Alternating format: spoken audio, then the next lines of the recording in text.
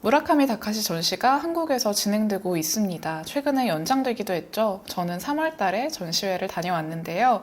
이 무라카미 다카시라고 하는 예술가는 일본 특유의 오타쿠 문화를 순수예술의 영역으로 끌고 왔다 라고 평가를 받는 작가입니다.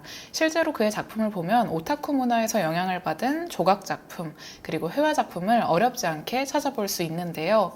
무라카미 다카시는 단순히 이 오타쿠 문화의 상징들을 순수예술로 가져와서 조각으로 만들고 붓으로 그려낸 것뿐만이 아니라 그 이상의 노력과 고민들을 해왔습니다. 무라카미 다카시가 성공한 예술가가 된 5가지 이유, 바로 시작합니다.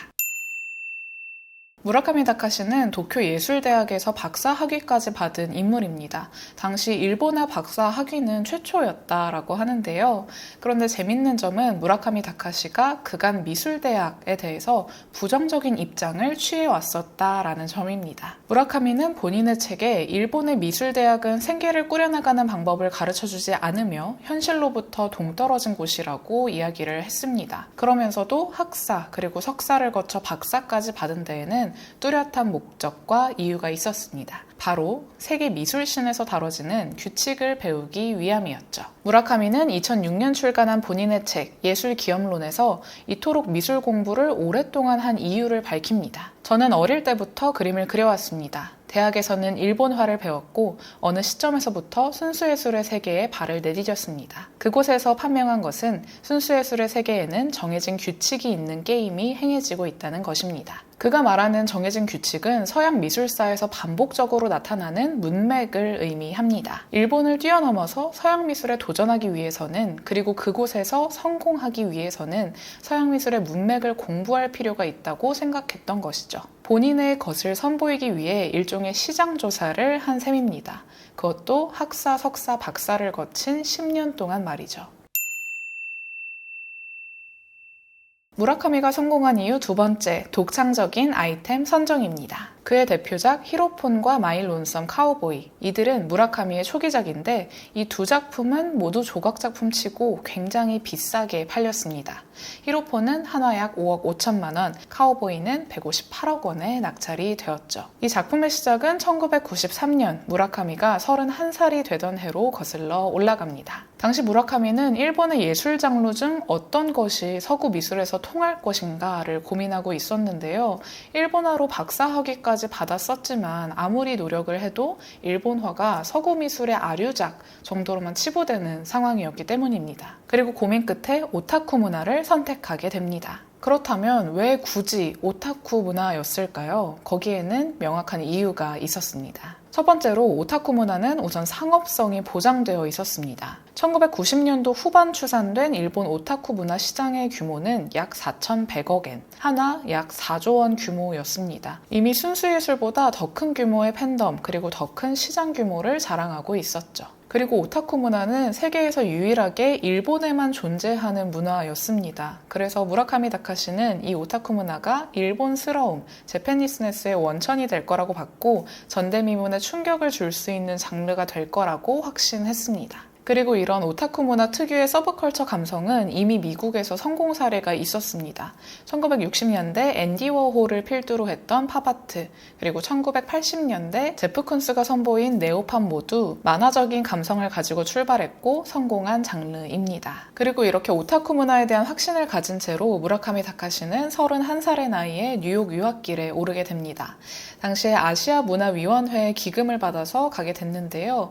이때 무라카미 다카시는 페로탕 갤러리의 엠마뉴엘 페로탕 같은 뉴욕 갤러리스트, 저명한 갤러리스트들과 인연을 맺으면서 이 오타쿠 문화의 상업성에 대한 확신을 가지게 됩니다. 그리고 전략적으로 서구 미술에서 새롭게 받아들일 수밖에 없는, 그러면서도 일본적인 특성이 굉장히 짙게 배인 오타쿠 문화를 전략적으로 설계해서 서구 미술 사회에 내놓게 되죠. 무라카미 다카시가 성공한 이유 3번째, 타깃을 저격하는 이론화 전략입니다. 가장 일본다운 컨텐츠를 찾아서 무라카미 다카시는 서구 미술 사회에 진입을 했습니다. 하지만 무라카미 다카시의 꿈은 더 컸습니다. 본인의 업적이 미술사에 오래도록 남기를 바랬던 건데요. 그러려면 특정 사조를 대표하는 인물이 되거나 전례 없던 새로운 것을 내놓는 예술가가 되어야 했습니다. 무라카미는 이 오타쿠 문화가 전례 없는 새로운 문화가 될 것이라고 확신하고 시장에 뛰어들었는데요. 이를 뒷받침하기 위해서 본인만의 특유의 사조를 만들 필요가 있었습니다. 그렇게 무라카미 다카시의 욕망은 새로운 사조를 만드는 데까지 이르게 됩니다. 바로 슈퍼플랫이라고 하는 이론인데요. 이 슈퍼플랫 이론은 고급 문화 그리고 저급 문화, 순수예술, 대중예술 간에 큰 차이가 없다고 보는 이론입니다. 그리고 이들 사이에는 오히려 강력한 공통점이 있다고 말하죠. 바로 평면성입니다. 일본 전통화도, 만화도, 애니메이션도 모두 평면성을 강조한 그림입니다. 대상의 외곽선을 진하게 따서 평면성이 두드러지죠. 무라카미는 이 슈퍼플랫 이론을 통해 일본 전통화에서 오타쿠 문화로 넘어온 본인 작품 전개 과정에 설득력을 더합니다. 이 슈퍼플랫 개념을 가장 잘 보여주는 작품이 바로 727이라고 하는 작품인데요. 이 그림을 보면 일본 전통회화 느낌을 내는 배경과 구름이 보입니다. 그리고 구름에 캐릭터가 올라타고 있는 모습도 볼 수 있고요. 마치 현대의 캐릭터가 과거에서 넘어온 듯한 분위기를 자아내지만 별다른 맥락은 없습니다. 하지만 무라카미의 슈퍼플랫 개념은 작품의 맥락을 더해줍니다. 일본 전통회화의 요소, 그리고 만화로 이어진 최근의 흐름 간 연결고리를 찾아낸 사조이기 때문이죠. 무라카미는 책에서 예술을 구매하는 것은 부자고 이들의 가치관을 파악해야 작품이 달라진다고 말합니다. 부자들은 다양한 이유로 미술 작품을 구매하지만 결국 가장 중요한 건 명분입니다. 대외적으로 본인의 작품 가치를 인정받을 수 있는 명분 말이죠. 이 명분은 미술사적인 가치에서 출발하고 무라카미는 이를 뒷받침할 이론을 주창하면서 본인 작품의 가치를 끌어올렸습니다. 무라카미 다카시가 성공한 이유 네 번째, 노골적인 상업성 추구입니다. 무라카미는 1996년에 본인의 회사 히로폰 팩토리를 세웁니다. 앤디 워홀의 팩토리를 본따서 만든 회사인데요. 앤디 워홀이 그랬던 것처럼 상업성을 추구하는 예술이 곧 성공할 수 있는 예술이라고 봤습니다. 그리고 이 히로폰 팩토리는 2001년 카이카이 키키라고 하는 이름으로 바뀌게 됩니다.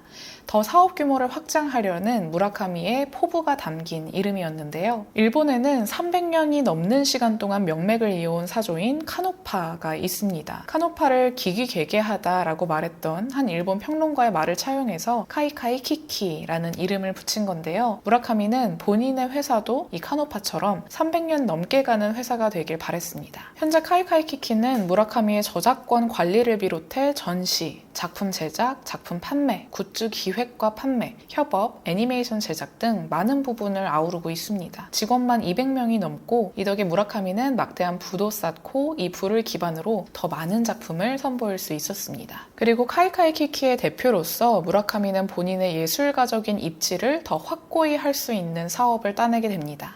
바로 루이비통과의 협업이었죠. 오늘날에는 많은 현대미술가들이 루이비통과 협업을 하긴 하지만 당시에는 그런 사례가 없었습니다.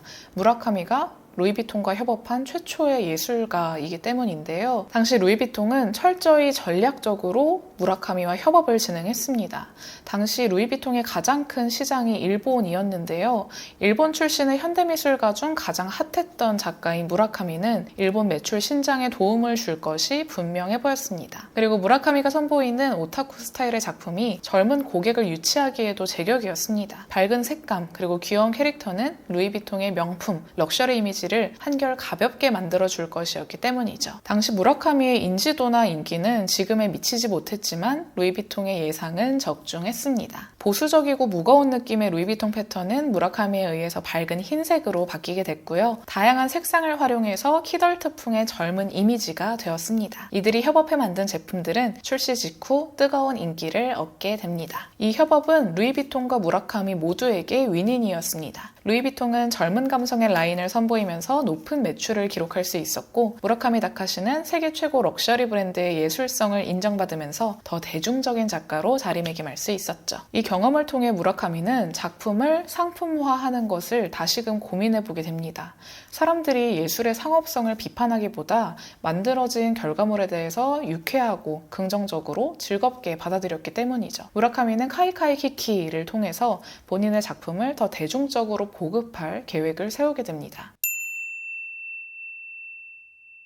무라카미 다카시가 성공한 이유 다섯 번째, 활발한 협업으로 대중성 확보입니다. 루이비통이라는 초럭셔리 기업과 협업한 이후 무라카미 다카시가 선택한 건 다름 아닌 편의점이었습니다.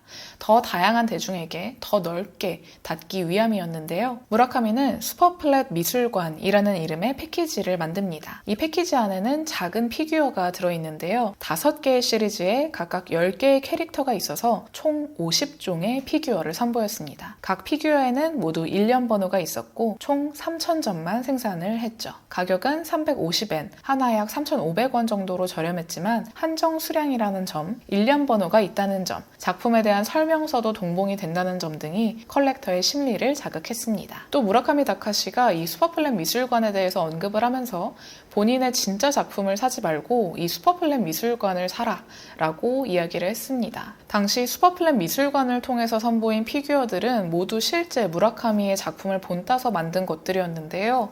실제 작품들은 약 5억 원대에 판매가 되고 있었습니다. 단돈 3,000원 정도에 무라카미의 작품을 소장할 수 있다는 건 굉장한 메리트였죠. 이렇게 편의점에서 피규어를 판매하면서 무라카미는 대중과의 접점을 늘려갑니다. 그리고 같은 시기 미국에서는 또 다른 접점을 만들고 있었어요. 뉴욕에서 선보인 통가리군이라는 작품이었는데요. 높이 5m가량의 이 조각은 뉴욕의 상징인 록펠러 센터 앞에서 전시가 되었습니다. 이 전시를 계기로 뉴욕 미술계에서 무라카미의 위상이 대단히 높아지게 됩니다. 루이비통과의 협업, 편의점 콜라보, 록펠러 센터 앞 야외 전시, 이 세 가지가 맞물리면서 무라카미의 인지도와 명성을 높이는 데 큰 몫을 했습니다. 이제 전 세계의 대중 그리고 평단이 무라카미 다카시를 주목하게 된 것이죠. 이 록펠러 전시 이후 무라카미의 마일 론썸 카우보이는 158억 원에 낙찰이 됐습니다. 평단과 대중 모두가 알아주는 인지도 있는 예술가가 된 덕분이었죠. 예술대학에 대한 신뢰도는 낮았지만 본인 작품의 독창성 그리고 경쟁력 확보를 위해 10년 동안 예술대학에서 공부를 했던 무라카미 다카시. 다카시는 서구 미술시장에서 본인 작품이 통할 수 있을 거란 확신을 가지고 서구 미술시장에서 적극적으로 본인의 길을 개척해 나간 예술가입니다.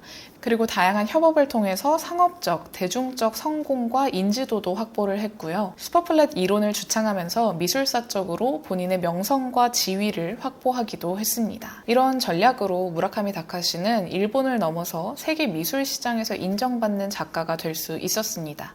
이 내용을 상세하게 기술해서 출판한 것이 무라카미 다카시의 예술 기업론인데요. 이 예술 기업론은 예술을 업으로 일으키는 이론을 의미합니다. 이 책은 단순히 사업적 예술가를 위한 전략을 넘어서 노골적이고 구체적인 성공 전술을 다룬다고 불리는데요. 많은 사람들은 유명 예술가가 만든 작품 그리고 그들의 이름이 들어간 작업을 갖고 싶어하고 유명 브랜드에서도 그의 브랜드 가치를 활용하고자 합니다. 무라카미 다카시는 이런 시장의 흐름을 잘 알고 있었고 본인의 대중적이면서도 예술적인 요소를 잘 조합해 상업예술과 고급미술 모두를 섭렵하면서 무라카미 다카시라는 브랜드를 세계에 알리게 되었습니다. 철저히 전략적인 사고로 시장에 뛰어들고 본인 작품과 본인의 브랜드 가치를 높일 수 있는 여러 전략을 선보였던 무라카미 다카시. 오늘날 현대미술 시장에서 예술가가 어떤 전략을 펼쳐야 할지를 가장 잘 보여주는 예술가이기도 한데요. 이런 다카시의 전략, 여러분은 어떻게 보셨는지 궁금합니다. 오늘도 즐거운 예술 이야기를 나누는 시간이었길 바랍니다. 그럼 우리는 다음 영상에서 만나요. 안녕.